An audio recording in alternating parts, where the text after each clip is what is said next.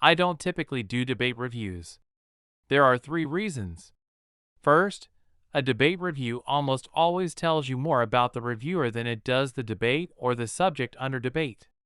Second, my schedule is such that it will often take me weeks to do a debate review. By that time, no one cares. Third, I don't feel qualified to review debates. In this case, my goal in this particular debate review is to highlight the differences between the way I approach theological issues and the way others do. That kind of negates these three reasons. First, my goal is to show you more about me by highlighting my differences from these two debaters. It's hard to keep a straight face when I say, I won't review this debate because it will tell you more about me than the debate, but here let me tell you more about myself and my approach to this subject. I think this will actually be a time saver in explaining the differences. I can say, this was said, and I would have said this other thing instead. Or, the idea here is this, and I think this other thing instead. Second, it's going to take me a while, but that doesn't matter. I'm not trying to say something about the debate itself. I'm trying to say things about how I approach these things differently. As such, if the hype has died down, that's fine. Those that care about me will still care. Third, I'm actually the most qualified person in the world to comment on how I approach these things differently. I'm going to start here. In terms of strictly who won the debate and who lost, Dr. Ehrman won. If I were watching the debate with no other context in the subject, I would have found Dr. Ehrman to be more convincing. On a more technical level, Dr. Ehrman was able to more clearly explain why he was skeptical than Dr. Bass was able to explain why he believed. One example of this is when Dr. Bass tried to push the fulfilled prediction of the gospel going to the lengths of the world as evidence for the resurrection. For me, it's not clear that this is ever really a prediction of Christ or the apostles. It seems to me that it was more of a command than a prediction. Even if it's kind of a prediction, it could be that the apostles saw the prediction as fulfilled in their lifetime, which makes the historical value towards establishing anything less clear. The apostles saw the founding of Christian communities all over the Roman world, and they might have thought this is all they were looking for. This is one area where Dr. Bass's position could use more work. Another thing that Dr. Ehrman did well is establish his conviction that one-time events that violate our understanding of the way things work are not admissible as historical events. This conviction was essentially unchallenged by Dr. Bass. The third and final thing that I'm going to mention that Dr. Ehrman did better than Dr. Bass is that he showed that Dr. Bass is treating the gospel evidence as special. He brought up in particular Baal Shem Tov, who was a reported miracle worker that founded Hasidic Judaism. Dr. Bass failed to demonstrate any objective differences between Baal Shem Tov and the apostles. With those 3 points, if I didn't have a different approach to the resurrection or a better understanding of the historical method, I would have been convinced by Dr. Ehrman. If you can't tell, being who I am and knowing what I know, I'm not convinced by Dr. Ehrman. Let's start with the first point. What is a prediction, and what is the value of a prediction? Dr. Ehrman is absolutely right that this brings the question into the realm of theology and out of history proper.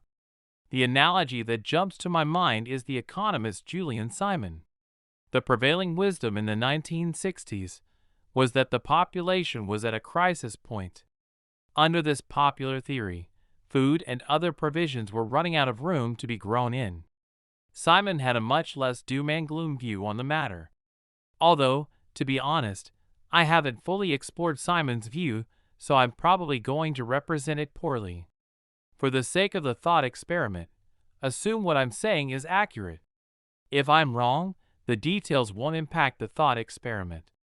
In order to test Simon's theory, he proposed a bet over the change in the prices of some semi-precious metals. Now, it seems odd to say, I suspect the food availability will remain stable, and I'll prove it by the price of metals. As someone not intimately familiar with Simon's ideas, those things feel unrelated to me. However, his contemporary peers bet against him. This meant that his contemporary opponents really did think he was going to be wrong. If someone doesn't believe that Simon's take on economics is valid, they can't use this as evidence that the prices of metals went up over this period. Sometimes we don't understand the world as well as we think we do. Prediction is one of the tools at our disposal to figure out who among a group has the best understanding of the world. The ones that predict closer to the real outcome are more likely to have the correct understanding.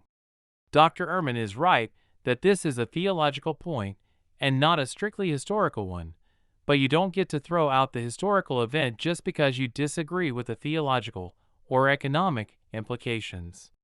To be clear, I think that Dr. Bass picked the wrong prediction to focus on, and I'm not even going to say that in this case there is a right prediction to focus on. Be that as it may, I disagree with Dr. Ehrman's approach of saying that theological predictions can't be brought into the subject of history. If the theological prediction would lead to a historical understanding, and it is otherwise shown that the theological prediction is accurate, that does at least imply that the historical point is accurate too. If Simon's overall theories have a high number of accurate predictions, then the historical data of how prices change can be supplemented with Simon's theories. Similarly, if someone has a theory about the orbit of comets and uses it to speculate that a given comet was visible at a given time, having a historical account of a visible comet at that time strengthens the theory. Theory and history work together. They're not completely independent and separate. A theory strengthened by fulfilled prediction strengthens historical probabilities based on that theory. Moving on to the second point, Dr. Ehrman maintained that if there were a one-time event, historians would not believe it based on testimony alone. This is not true. History is full of one-time events supported only by testimony. The rise in power of Julius Caesar was a one-time event. Never before did a Roman general lead his army into the city of Rome against the orders of the Senate. Yet we trust the testimony. Some of my personal favorite examples are the civil wars in Rome.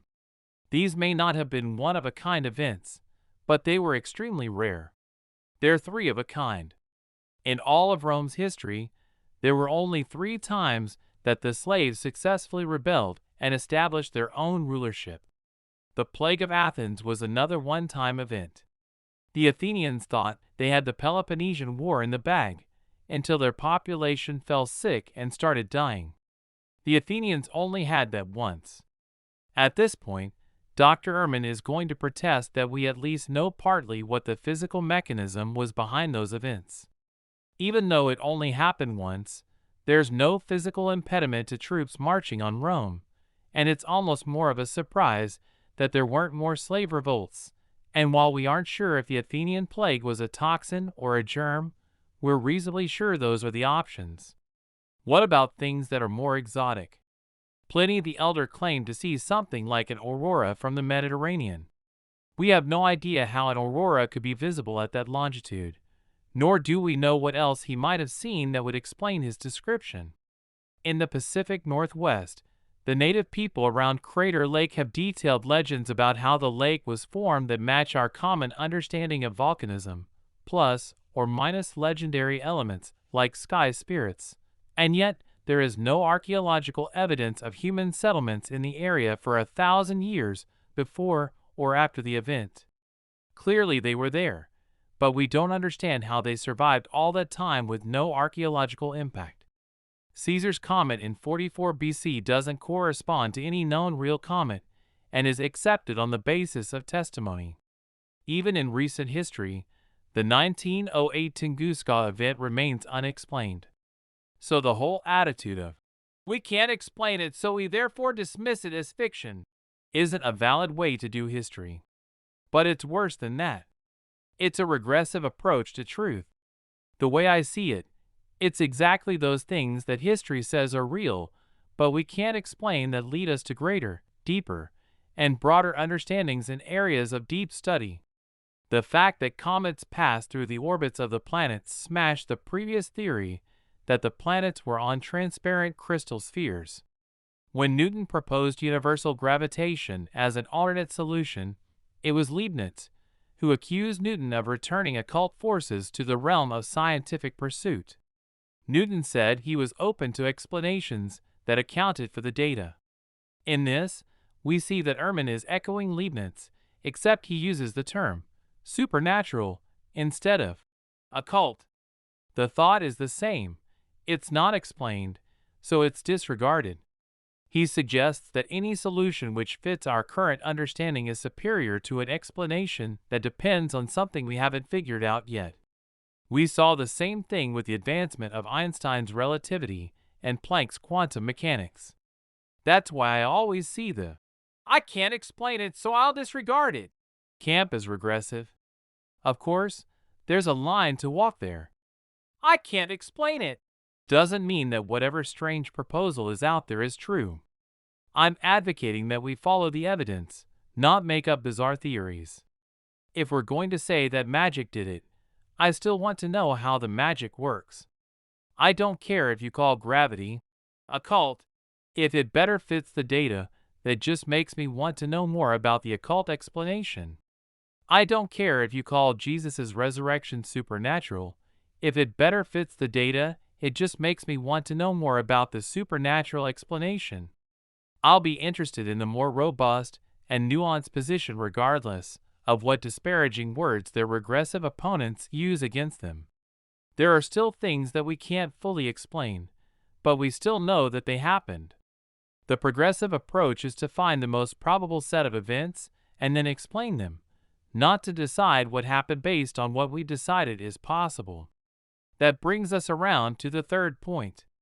This is one where I have a different approach than both sides, but my harshest